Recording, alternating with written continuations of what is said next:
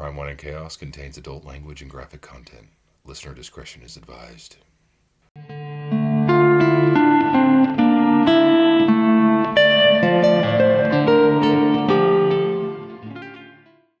Girls just want to have fun, Chaos Kids. I'm Amber. And I'm Naomi, and this is Crime, Wine, and Chaos. Mm-hmm. But I'm not a girl. I'm a woman. So I want more than just to have fun. Yeah. You know what I'm saying? For sure. For sure. Hey, sissy. Hi, sister. Hey, sister. Did you dye your hair?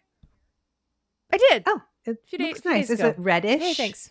Yeah, it's, copper. I like it. It's a copper vibe. That's a good vibe on you. Thanks. Mm-hmm. Yeah. It's already starting to fade a little bit, Yeah. Those reds fade fast. Yeah. Yeah. It's so worth it. It's fine. It fades nicely. I like the way it fades. So what's going on with Look you? at my baby drink. What is going on? It's my baby. It almost looks like a urine sample. Yes. What is it with you lately in the urine samples? I don't know. I just want a little sample, a little something. Got me some Chardonnay from Columbia Valley. Nice. And a baby drink. Okay. What's going on with me? Yeah, I mean, like in my life. Anything. What do you? When did we record? She says this like we've never done this before. She has no idea how to do an opening to the show. No, I don't. When did we record last? Have we recorded since I was at the studio with my band?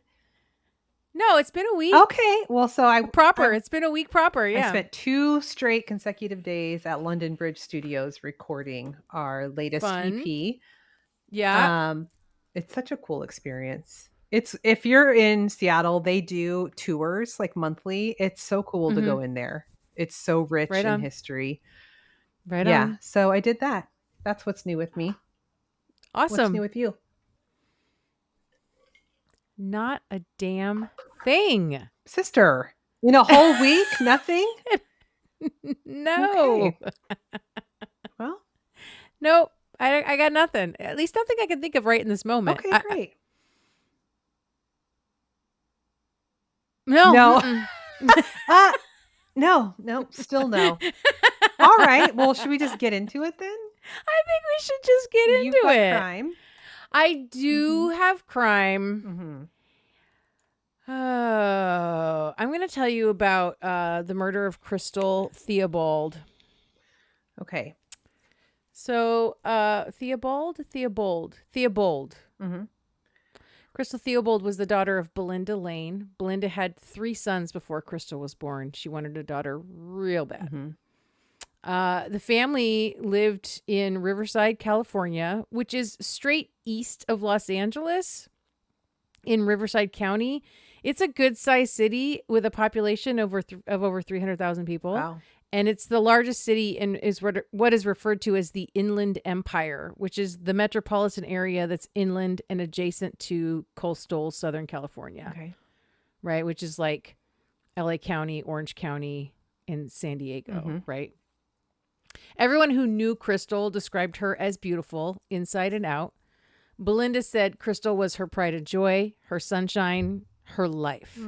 Crystal was an adventurous spirit. She loved heights and roller coasters and had incredible luck at the casino. Ooh, that's fun.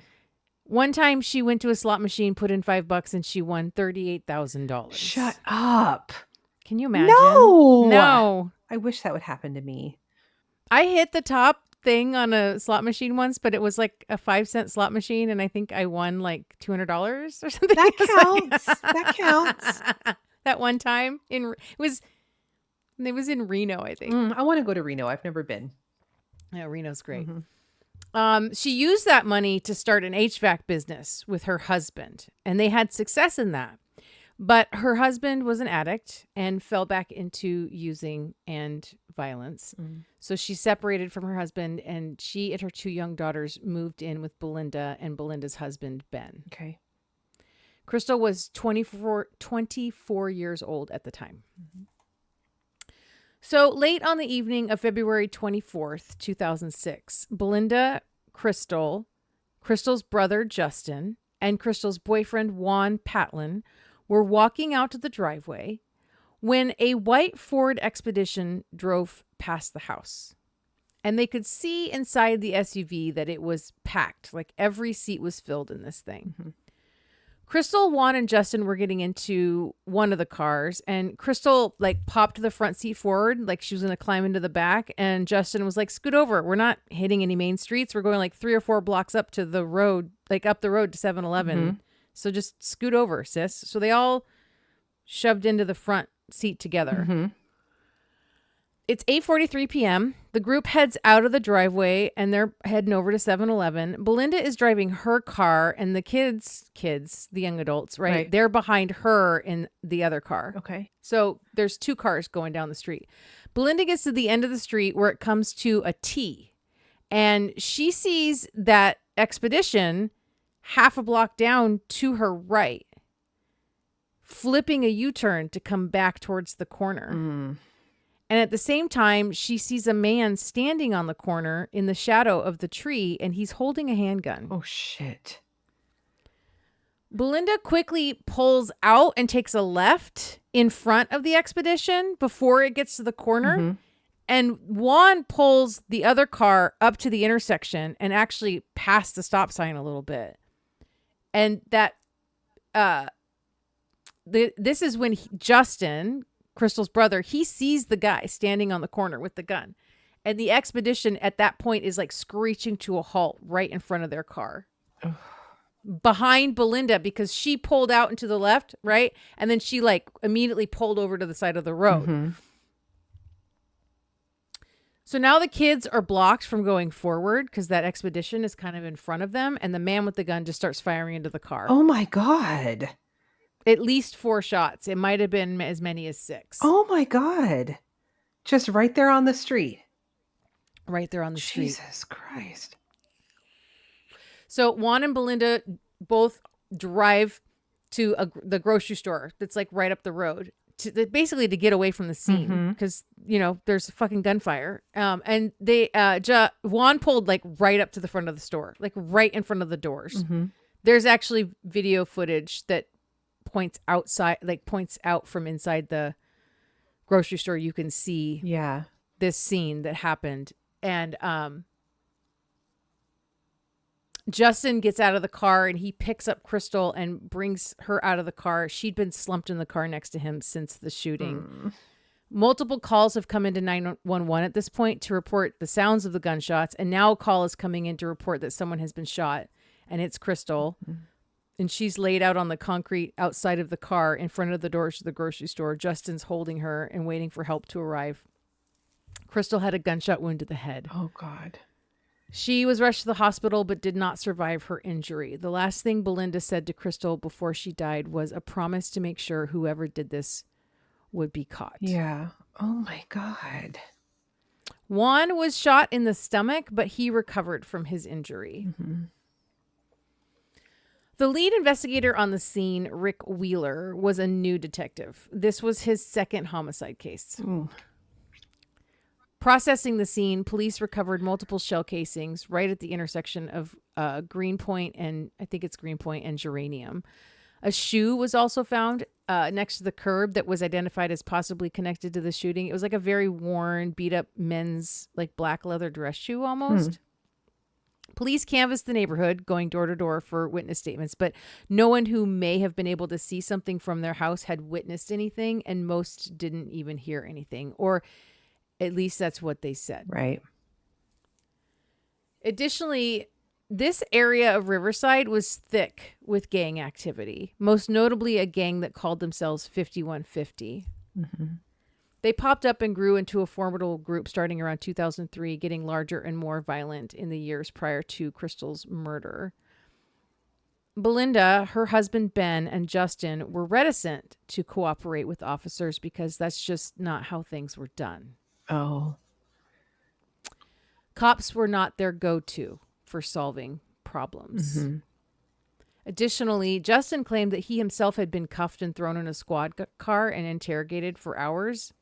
And he didn't really understand it at the time, but it was clear that the assumption from the police was that this family, or at least Justin, Juan, and or Crystal, were gang affiliated, and that this was somehow partly like their own fault for their lifestyle. I see. Mm-hmm. So it's very much like these low-income neighborhoods. There's lots of crime. There's lots of drugs.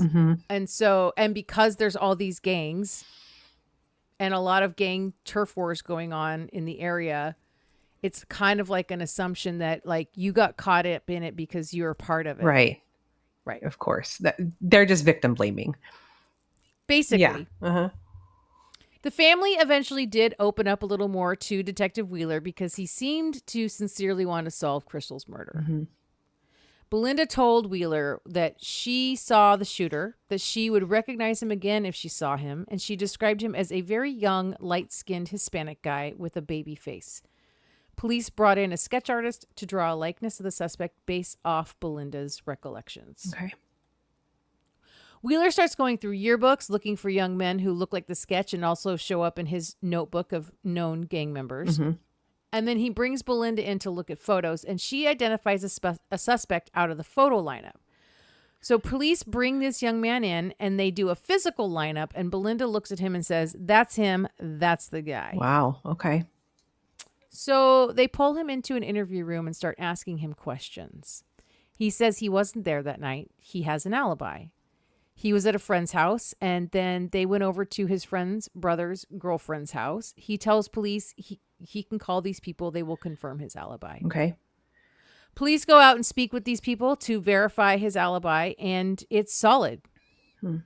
And the footage from the interview room is really sad. This kid, it's like a kid, and he is just like sobbing and begging to go home. Oh, eyewitness is so unreliable. It really is. Yeah. So Detective Wheeler's thinking, we got a bad ID here. This is not a good start. And what Belinda says in this documentary that I watched, she's like, they didn't really tell me, and I didn't understand that, like, because that happened, I became like an uncredible witness. Oh. That they would not come to me anymore for information. Sucks. Crystal's little brother, Nick, who was 13 at the time of Crystal's murder, he reached out to Jamie, their cousin, who was 14 going on 15 at the time. On MySpace, he messaged her. And he told her he was pretty sure that it was 5150 members that were involved in Crystal's murder. And he said, all these guys are on MySpace too. And he told her they all had profiles. They were all active on MySpace. So Jamie tells her Aunt Belinda this and tells her, like, I can go on MySpace and find out information for you. Oh, undercover MySpacing. God, that's a whole vibe. Oh, yeah. So what Jamie did was she went online. She found a picture of a pretty girl, and she created a MySpace page for Rebecca. Okay. Rebecca was the kind of girl that Jamie imagined the gang members would like. Rebecca smoked weed, drank cerveza, and made her page had she had all the right gifts. And then she found like the top 8 members of 5150 and befriended all of them. And then she clicked on their profiles, went to their top 8 and added all of their top 8. And she added all the members of 5150 she could find. And suddenly Rebecca belonged. She was like in the crew. She was in the MySpace circles with the 5150 crew. That's so scary. Once it was all set up, Belinda told Jamie to start getting as much information as she could from these guys. Jamie starts messaging these guys, having conversations with them, building rapport. Belinda wants her to start asking them questions like immediately, especially to find out like what kind of car they drive, because they're on the hunt for a white Ford Expedition. Right. But it turns out that there was more than one white SUV in the neighborhood that night. And Crystal's older brother, Robbie, was in one of them. These 2 white SUVs had been almost racing through the neighborhood, like chasing one another. And Belinda had not been forthcoming with police about Robbie, her son, and the other SUV that he drove, which she explained as, she basically was like, well, once Crystal got shot, I wasn't even thinking about Robbie and what he was up to. Right. But 5 minutes before the shooting, Robbie is sitting in his white SUV with his girlfriend in front of his buddy's house, which is right across the street from Belinda's house. And his friend comes out to talk to them, and he's standing at the passenger window of Robbie's car. And then Robbie's girlfriend has this kind of look on her face that alerts Robbie and his buddy that like something's up. And that's when this other white SUV comes rolling down the street towards them and passes them and turns around and comes back towards them again. Robbie's friend backs away and heads towards the house, and Robbie is nervous. He doesn't know who is in the other car or what they're up to. So Robbie like turned on his brights and just gunned it. And he like flew past them and like slid around the corner at the end of that block where the T was. Right. So the other white SUV flipped around and gave chase, but Robbie lost them. And so he heads over to his daughter's mom's place, and she runs out hysterical. And that's when he learns that Crystal was shot. Oh, shit. Like, after he left. Yeah. So Detective Wheeler hears all this about Robbie and his car, and he's like, okay, well, now we got to look into this family. So that's when he finds out like Belinda, Ben, and Justin and Robbie all had records. Belinda herself had spent time in prison for selling meth. This means that the pool of possible suspects just opened up to potentially include someone's past issues in prison or past issues with gangs or someone owed money or drugs. Right. So a month goes by and Jamie is still working the MySpace angle. Jamie's the unsung hero here. She is. She is. And she's spending every moment of her free time on MySpace. When she's like not at school, she's coming straight home and she's on MySpace until like 1:00 in the morning every night. Jeez. But this Rebecca profile is not getting them close enough to these guys to get them to spill any information. Belinda tells Jamie to make a new profile, a profile for Crystal, and make them fall in love with her. Okay. But they named her profile Angel. They wrote on this profile, quote, "I will be your biggest life mistake and your deepest, darkest, best kept secret." Ooh. And now Jamie was toggling between these two profiles, messaging with these guys on both accounts. Rebecca was like a booty call, and Angel was the one they were going to fall in love with. Okay. Rebecca pried a lot. She was really nosy, asking questions, but she was very flirty and teenagery and talking about how much school sucked and shit like that. Angel was always upbeat and always very sweet. And very soon after Angel's profile went up, William Sotelo responded. He went by the name Jokes. He doesn't watch movie, he watches porn. Fuck books and fuck reading. His profile pic caption says, "I'm from 5150 and I'm down to kill." Oh, that's quite the bio. All right. Fuck books. Okay. So Jamie mainly talked to him. And when Angel and when Angel asks him what he does besides party, because she's not really into all that, he tells her, "No, I'm going to do something with my life." And Jamie has this guy hooked. So Jamie told Jokes that Angel's mom is in prison for cooking meth, but rather than talk to her about drugs or prison, he was really sweet and he wanted to be there for her. He wanted to give her the world. One night he invites Angel to a party, and Belinda says to Jamie, like, say yes. And then at the very last minute, just back out and tell him, like, you know, you can't find a ride. So she does. And he says he'll come pick her up. So she asks him, "If you come pick me up, what kind of car should I be looking for?" And he says, "My white Ford Expedition." Oh, shit. So Belinda calls Detective Wheeler and she tells him Jokes was the one with the white Ford Expedition. And this is also when Wheeler finds out about this undercover MySpace work that Belinda and Jamie have been doing. God.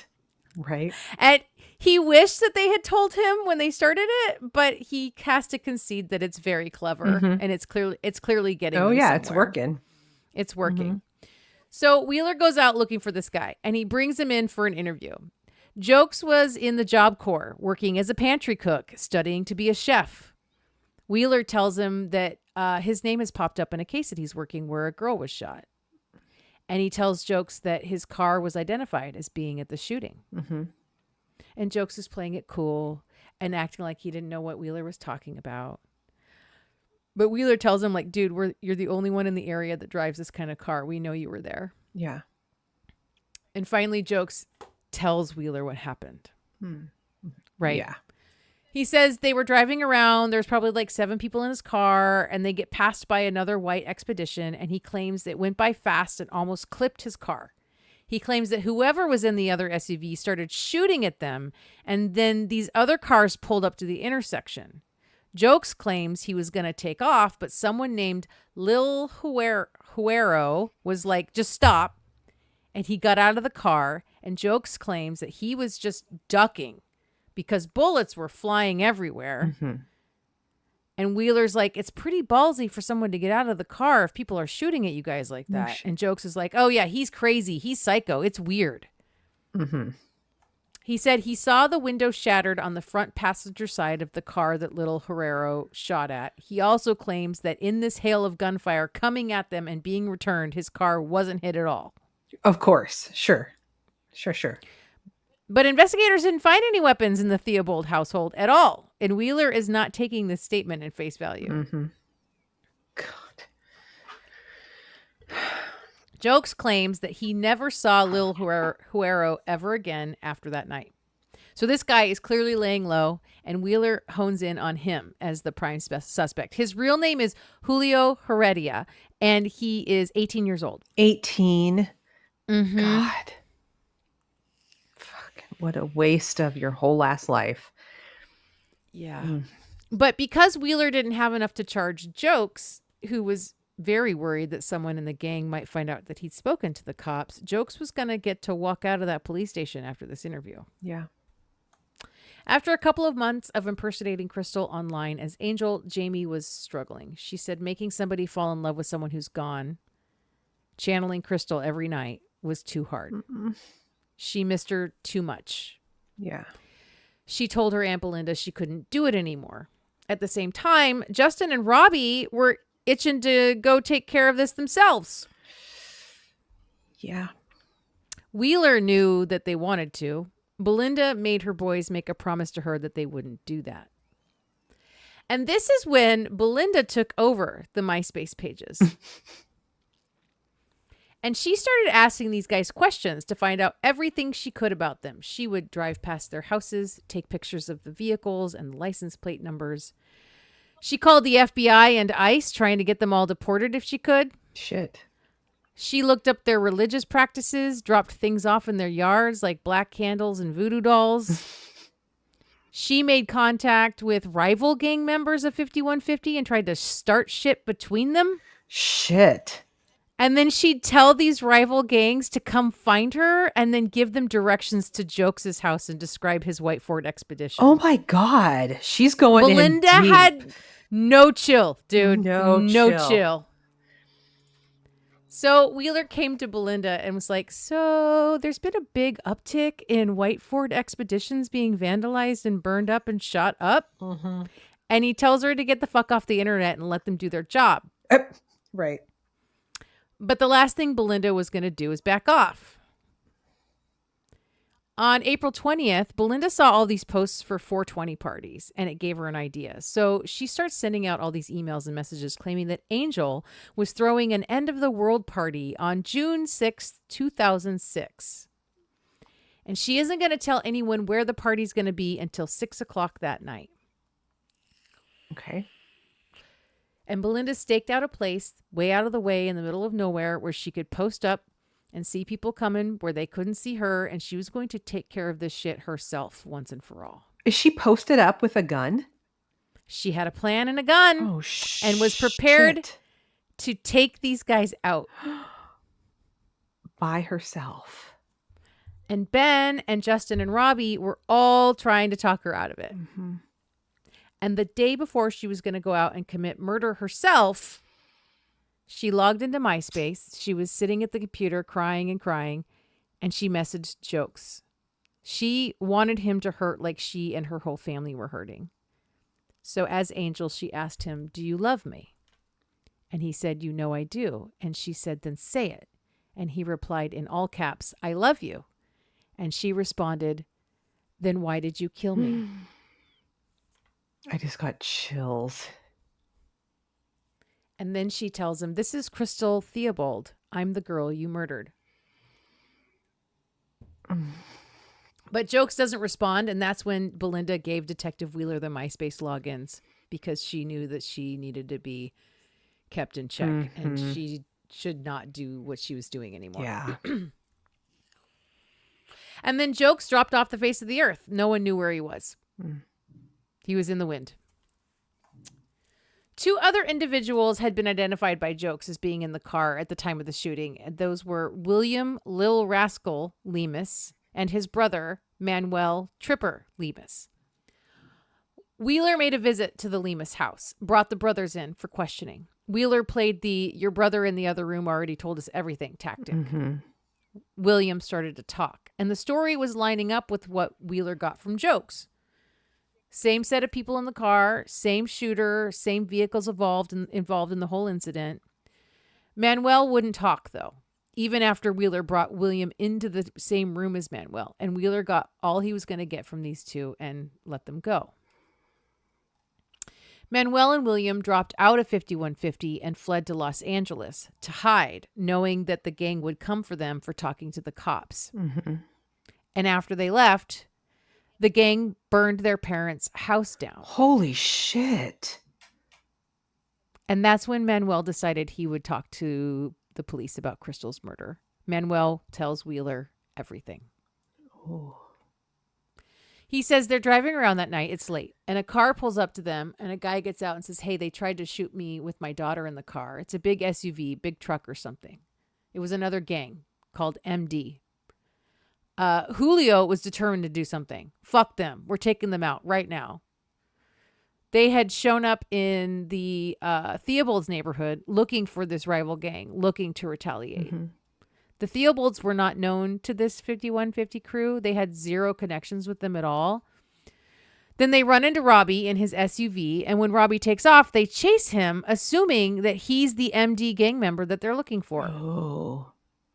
When they lose Robbie, they flip around and stop at the intersection of Greenpoint and Geranium, and 2 vehicles come up and stop almost in the intersection right in front of them. This is Belinda and Justin, Juan, and Crystal. But the guys in Joke's SUV thought it was MD coming to attack them. Julio gets out of the SUV, walks to the middle of the road. He's already pulled out his gun and started shooting one of his final rounds, hitting Crystal at the base of her skull. Oh. Wheeler develops a rapport with the Lemus brothers, who have started to trust him to do his best by them for their cooperation. And now the detective feels confident that with these 2 men's testimony, this is a case that will end up in a courtroom. It would be August 2007, 18 months after Crystal's murder, that police would do a huge gang sweep with the help of multiple agencies to carry out gang association search warrants. Somewhere between 25 and 30 houses were hit all at the same time. 5150 was effectively dismantled. Wow. Around the same time, authorities in Rosarito, Mexico apprehended Julio Heredia, and he was in Riverside police custody the next day and charged with Crystal's murder. Shit. Also, that's pretty ballsy to just like assume that any car on that road is the people you're looking for. Right? The fucking family going to the store. Right. What the fuck? I mean, it's a mindset. I know. I just don't understand. So Julio wouldn't talk. He wanted his attorney. At trial, the state is seeking the death penalty, and Belinda initially was fully supportive of that. But in the time since Crystal's murder, her little brother Nick had started to grow up, and he was angry, and he was getting into a gang and getting into trouble with the law. And Belinda started to realize that things needed to change. She was high that night that Crystal died. It was the last time she used. All Crystal had ever asked of her whole life, was for her mom to stop using drugs. Yeah. And she couldn't do it until Crystal was dead. And one day she understood that these boys and young men, the ones who were involved in Crystal's murder, they were using too. And they were young and angry. And she saw now, because of Nick, how they ended up in a gang in the first place. Right. So she went to the prosecutor and asked them to take the death penalty off the table. Wow. She said she did the right thing for the first time in her life. Shit. Julio's case goes to trial 5 years after Crystal's murder. And because Manuel and William were brave enough to testify, knowing how dangerous it was for them to do so, Julio Heredia would be convicted of first-degree murder and sentenced to life in prison without the possibility of parole. The Lemus brothers are not charged with anything. 10 years after Crystal's murder, William Jokes Sotelo was still at large. And then, this was at the end of this documentary I watched, like 2 weeks after they filmed one of the last scenes, he is arrested in Mexico. It's 2016. He's living with a wife and 4 children, working as a chili farmer. Belinda received a tip on Facebook that turned out to be credible, which led to his arrest. Shit. More social media investigations. Wow. In 2020, 14 years after Crystal's murder, Sotelo initially faced a first-degree murder charge but took a plea deal for 1 count of voluntary manslaughter and was sentenced to 22 years, 4 of which were served while awaiting trial. Wow. And that is the murder of Crystal Theobald. That was awful. Shit. So senseless. Senseless. God, I hated that. I'm sorry, sister. Are you? I mean, yeah. Okay. All right. I'll accept that. But I had to tell you a crime. It's true. That's true. So I don't have much of a palate cleanser, but I do have a story for you. Great. I'm going to have to great. put on my glasses because that's what this has come to. Here we go. We're getting serious.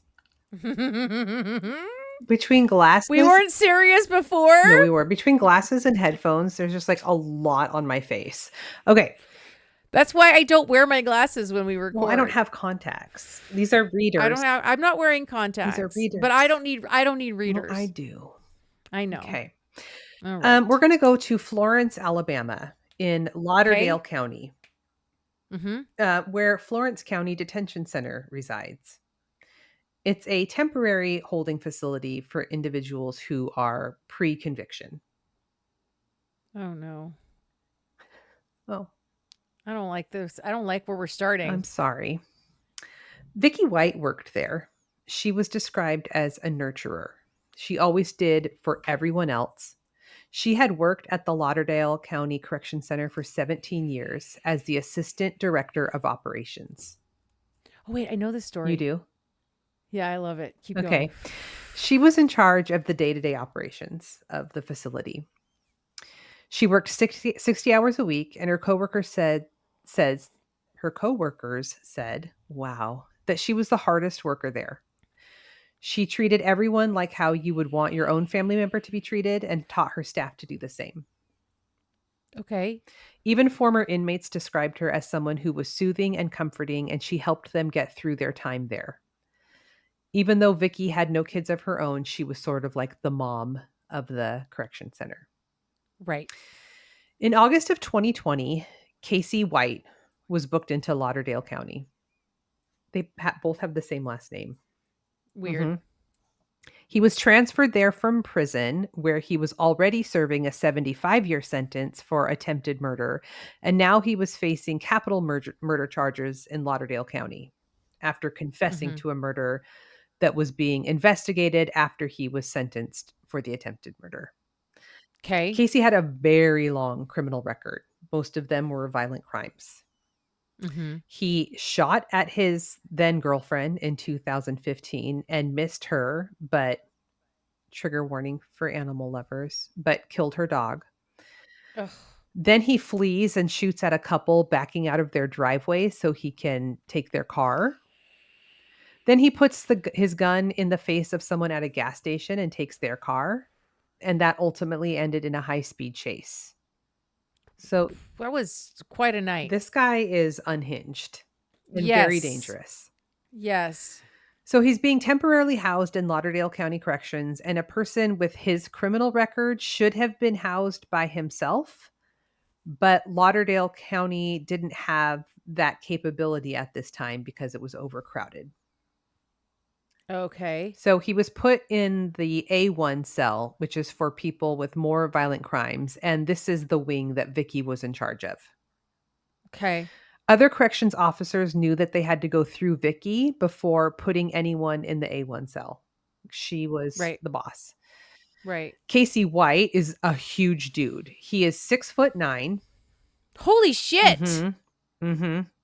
And he was described as very charming and somebody who liked to chit chat. Oh no. I'm trying to work and you want to have like a casual conversation here. You know, I know that guy. Mm-hmm. He's the guy that lingers at the counter when you're just trying to ring him up and send him on his way. Yes. You know? Oh my God. I can't tell you how many, as a server, yes, you're at the lingering at table. tables, You're like, watching I my took section your fill up order. around me. Yes. Let me tell you about my grandbaby. Here, let me pull up my phone and show you pictures. No. Yes. No. Mm-hmm. He's that guy. Mm-hmm. Yeah. One of Vicky's jobs was to review security footage and phone calls and report any officers who were bringing contraband in for the inmates. Okay. And there was a lot of that going on. Vicky worked with several other women in the front office, and they were a very tight-knit group. None of these women had ever seen Vicky date anybody or talk about a love interest at all. Like, never. But in late 2020, Vicky does start talking about a man that she is dating, but nobody knows who it is. But she seems really, really happy. Mm-hmm.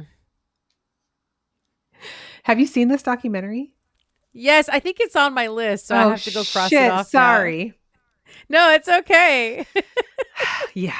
On Thursday, April 28th, 2022, Vicky surprises everyone by putting in her notice saying that she is retiring and tomorrow will be her last day.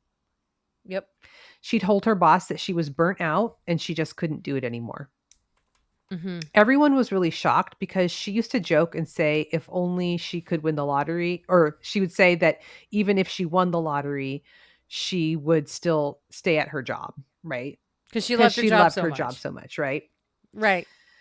So it's Friday, April 29th, 2022, Vicky's last day of work. 2 of the higher ups in the prison were out for the day to attend an academy graduation in Birmingham. Mm-hmm. Also, some of the command staff was out of town, so they were shorthanded. Mm-hmm.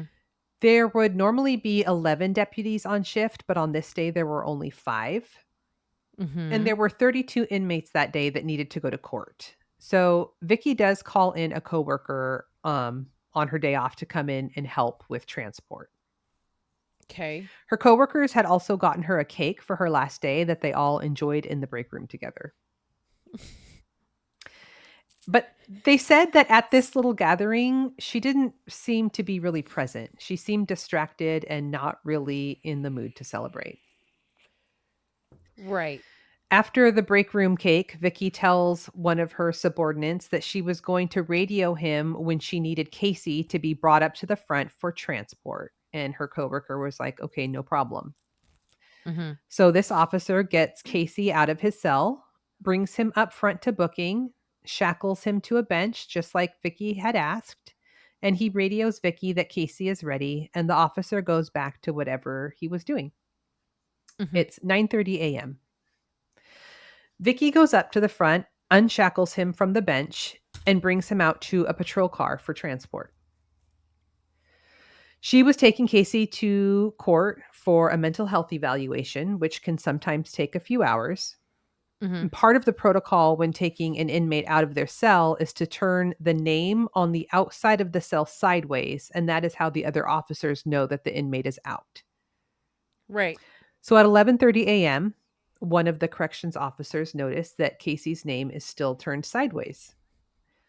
So one of the other officers calls Vicky, but she doesn't answer.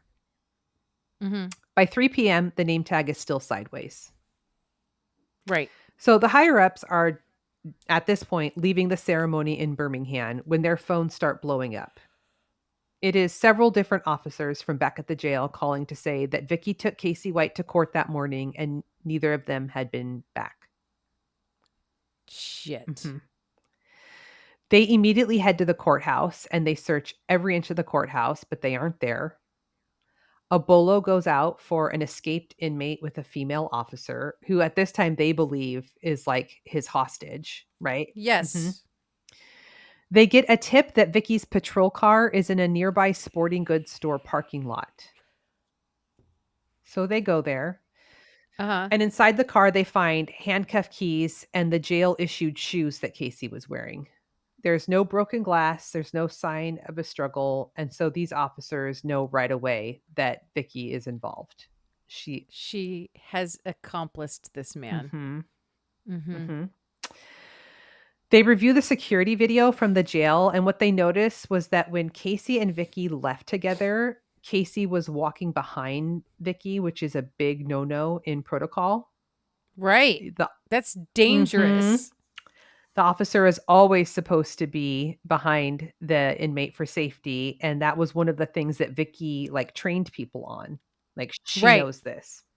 Right. And she clearly trusts him.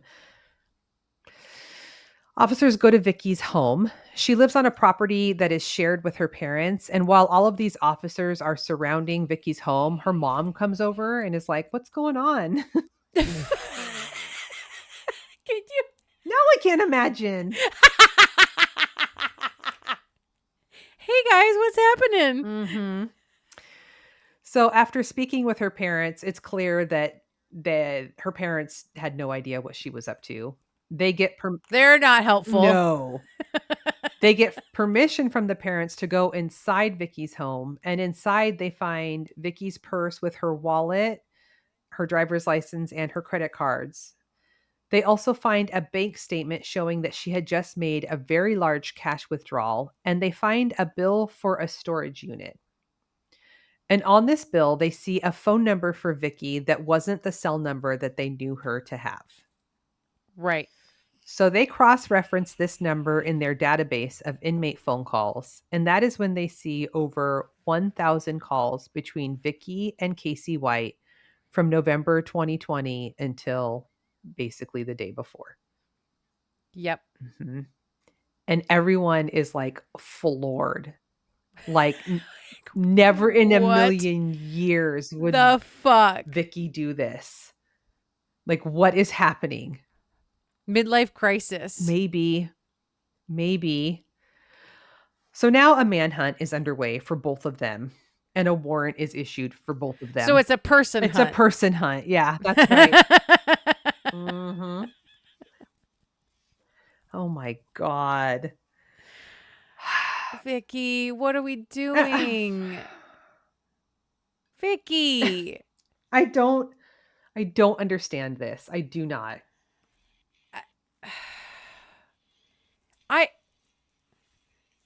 I do not care how charismatic a person is. If they are an attempted murderer and a probable actual murderer with a violent, like an extensive violent criminal record, like, are you saying that's a deal breaker for you?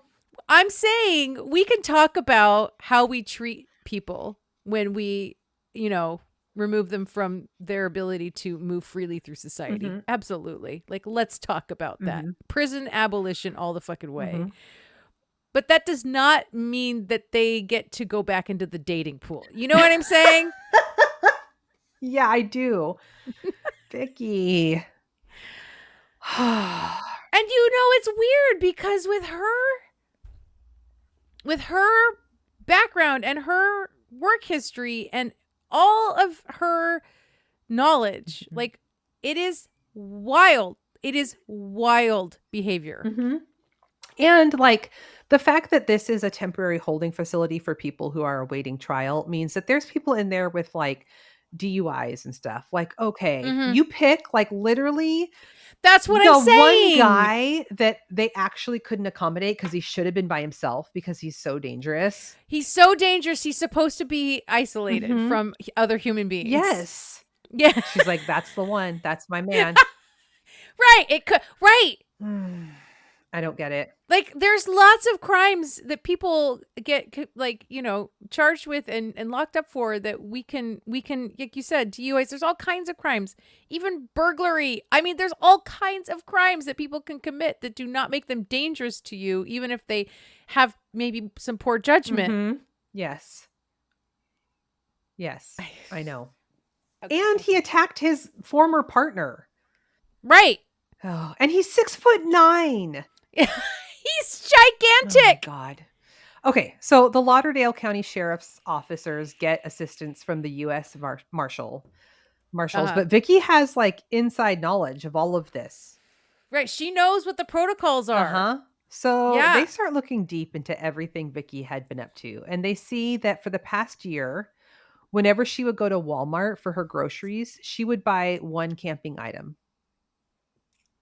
Like, she was smart about it. Instead of like, you know how we talk about idiots who make one trip and they Yes. get zip ties and duct tape and a hammer? It's like, Right. Or they go to the Walmart at 3:00 in the Mhm. morning for the suitcase, Yeah. and that's all they buy. yeah, Right. she spread that Right. shit out and hid it within her groceries. Uh-huh. Yeah. But also for a year. Mhm. For a year. I know. Also, what was that guy doing in a temporary place where for a year? Oh gosh. For over a 'Cause year. a trial like that is going to take so long. Yeah, but why wouldn't he just be locked up where he was locked up while he waited for that trial? He was probably in another state. We've had to do that. Oh, Hold on. I have to I text got Jade you. really quick. Oh, for God's sake. I'm sorry. You know what? You're the one that had to record at 4, and I have dinner that needs to go in the oven. Okay, look, 4:00 is normally a perfectly acceptable time. We used to always record at 4. Anyway, yeah. So Okay. so she's hiding camping gear in her groceries. She also bought several guns over the course of the year. Then they get a tip that Vicky's personal vehicle is in a grocery store parking lot in the town of Rogersville, which is about 35 miles from the prison. There was Okay. one working camera in that parking lot, and when police review the footage, they see Vicky walking through the parking lot with a hat and sunglasses on, and they see her get into a small red or orange SUV. They talk to the local car dealers and learn that Vicky had purchased an orange Ford Edge like days before. Okay. Also, you're going to buy an orange car when you're trying Right, from a dealer? Like, why wouldn't you go like on Craigslist or something? I know. You know, Mhm. and get like some used nondescript thing. I know. Like, she was so smart in some ways and like so not smart in others. Yeah. I know. So they're in an orange SUV.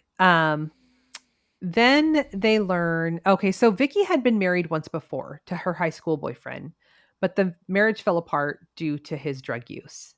Then years later, she was engaged, but her fiance died in a car accident. Oh my God. Mhm. Vicky. And she never really talked about him with her coworkers, and she was back to work really quickly after that, which they thought was like a little too quick. Her Mhm. whole life was her job and her dog. So, Mm. So even though they know that Vicky participated in this, they are still really scared for her because Casey is dangerous. And they're all Yes. assuming that he pretended to love her so that he could use her to get out. And Yeah. now he might hurt her. Right. Mhm. So we're on day 5 now of the person hunt. And Vicky's coworkers go on the news and make a plea for her to turn herself in. There's a $10,000 reward for information leading to their arrests. By day 7, they are still no closer to finding them. They haven't even received a useful tip. In a week. Mhm. Then a towing company in Tennessee calls and says, "Hey, I have an orange Ford Edge in our tow yard that was just brought in." What? Tennessee. So the tow yard was just east of Spring Hill, Tennessee, about an hour and a half drive from the jail. So they go and get the car, and they can see where someone attempted to spray paint it black, but it's just like a fucking shit hot mess. Okay. Uh-huh. So they're like assuming that Casey saw that she got a bright orange car and was like, "That was stupid. Let's paint it." And Yeah. that didn't work, so Yeah. they ditched it. They ditched it. Mhm, Yeah. mhm. So during the investigation, they learned this wasn't the first time that Vicky had taken Casey out of the jail. What? Mhm. 3 days before the escape, Vicky told a coworker to get Casey out of his cell because he had a court appearance, and they were only gone for 9 minutes. And when they return, there's already another deputy pulled into the booking spot, and they're like right inside booking a new inmate. And Vicky must have known that she couldn't go back in that way because she would have to explain herself. So she goes in through a side door, bypasses booking altogether, and takes Casey right back to his cell. So I think Why? they were testing. Oh, they were It practicing? was a dry run. But in this video too, she has him walking behind her. Again. Yeah. Okay, so now it's day 10 of the people hunt, and a guy who sold vehicles out of his yard calls in and says that Casey White had purchased a black Ford pickup truck from him. Can you imagine? That dude shows up. 6'9". He's like on the news. You know it's him, and you're like, "Hey, buddy, yeah, sure, I got a car Just for you." take Holy it. Oh shit! my god! Right? I would be so scared. Scary. Oh my god! Ugh. So they get the VIN number. The next day, they get a call from a car wash owner from Evansville, Indiana, and he says that there is a pickup truck that matches that description sitting in his car wash bay with the keys in it, and it had been sitting there since yesterday. What? They're just getting cars and ditching them and getting other cars and ditching them. Oh. So they go to the car wash, they review the CCTV footage from the car wash, and they see the truck pull into the car wash bay. Then Casey gets out of the driver's side, puts a gun in his waistband, then walks over to a gray Cadillac that had just pulled in and gets into it. And you can see that Vicky is driving the Cadillac. Is it one of those like you wash it yourself car wash places? No, it's like a bay and he just left it there.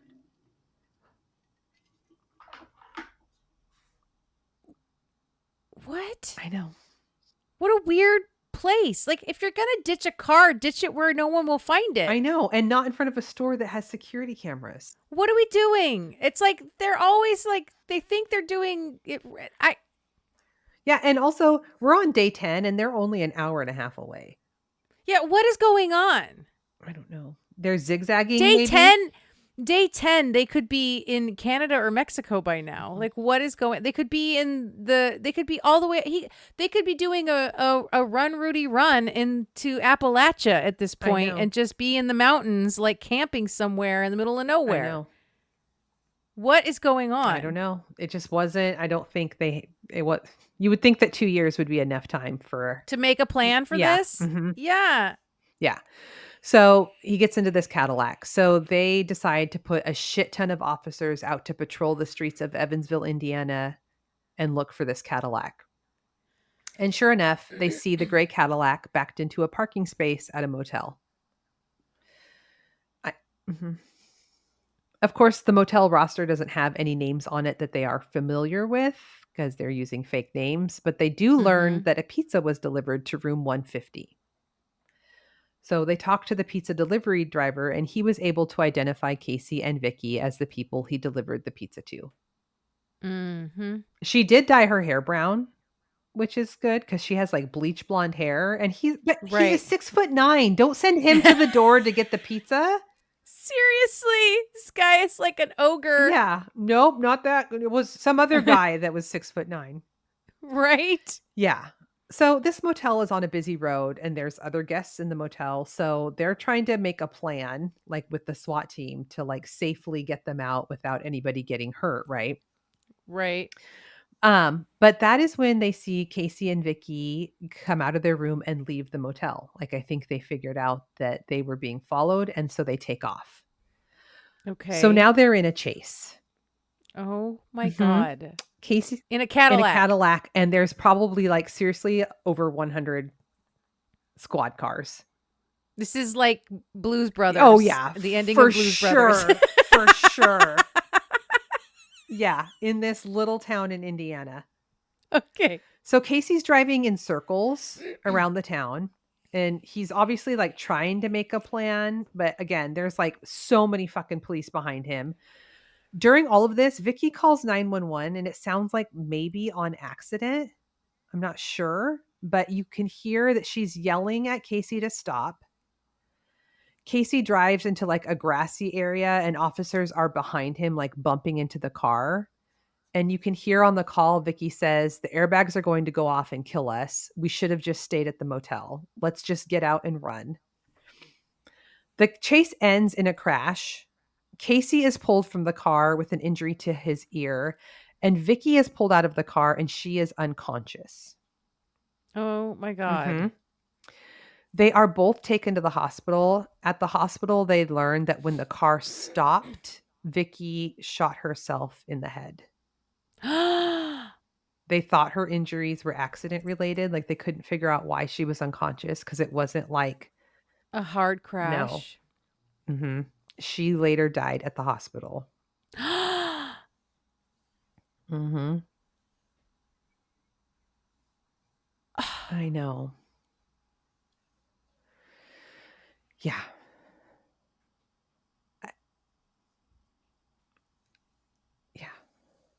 After reviewing all of the phone calls between Vicky and Casey over those 2 years, her coworkers believed that she legitimately was in love with him and that he didn't care about her at all. She was just his ticket out.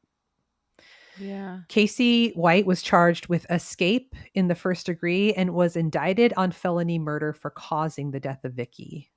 Whoa. Mm-hmm. In May 2023, Casey White pled guilty to the first-degree escape charges, acknowledging his role in the jailbreak.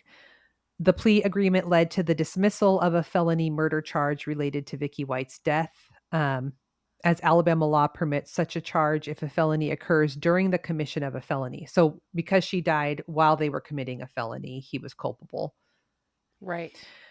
In June 2023, Casey White was sentenced to life imprisonment without the possibility of parole. At his sentencing, he expressed remorse over the escape and the tragedy. He said, quote, "I loved Vicky and I wouldn't drag her name through the mud for anyone in this courtroom."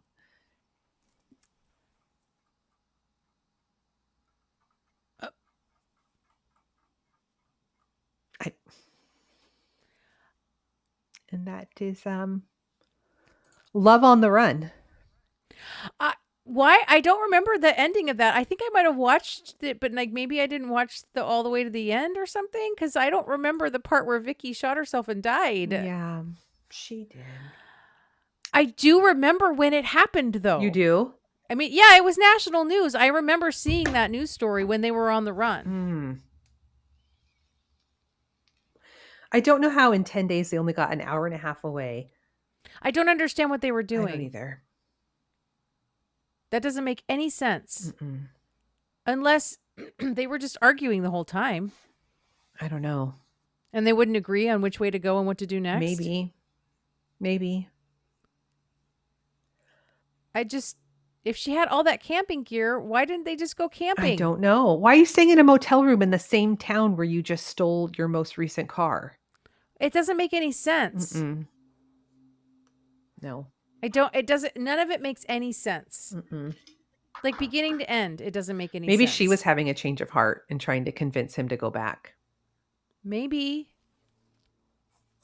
I guess we'll never know. We'll never know. Oh, boy. That was rough. Yeah. Poor Vicky. I know. I don't even really have words. I don't really understand. Yeah. What she was thinking. There's just a lot of not understanding in this whole episode today. Yeah. You know? Yeah, we're just going to have to leave it at that. This is the misunderstood episode. Yeah, sorry, you Sorry guys. about that. And there's the thing, we did the same. Yep, there it is. There's always something. There's always a common thread. Oh my gosh. It's almost like we're related or something. Connected or something. I don't know. Yeah. Well, we did it. Sure we did. made it to the end. You guys, you know what? Bonus episodes are available to Chaos Kids Club members over on the Patreon for $5 a month. And you also get new episodes every week a day early. So head on over there and join the club for extra content. You can also just join the Patreon as a free member and just see what we talk about over there that's not behind the paywall. We'd love to have you. And It's patreon.com, yakety yak, crime, wine, and chaos. / that back. / that baby got That's back. right. I love my baby back. Me too. Hey, also, if you're wherever you're listening to us, give us a rating. And if you're on an Apple product, you could go into the Apple podcast and give us a written, like a typey rating review, which we love. And sister, I love you so much. That was so chaotic. Goodbye. Goodbye.